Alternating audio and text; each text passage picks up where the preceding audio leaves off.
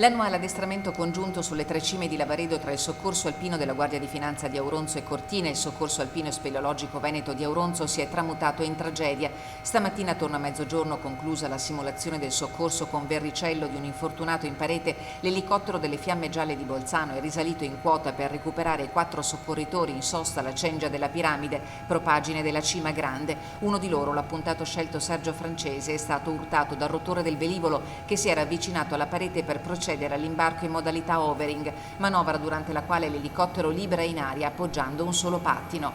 La tragedia si è consumata sotto gli occhi dei compagni e a nulla sono valsi i tentativi prolungati di rianimazione svolti dal personale medico dell'Aiuto Alpin di Bolzano sbarcato in parete. La salma del finanziere è stata trasportata a valle a disposizione della magistratura che dovrà accertare la dinamica dell'incidente. Sergio Francese aveva 55 anni e vestiva la divisa della Guardia di Finanza che aveva abbracciato dopo aver servito per anni il Corpo Forestale dello Stato. Originario del Comelico, Sergio Francese prestava servizio alla stazione del Soccorso Alpino della Guardia di Finanza di Cortina e apparteneva come volontario al Soccorso Alpino di Auronzo.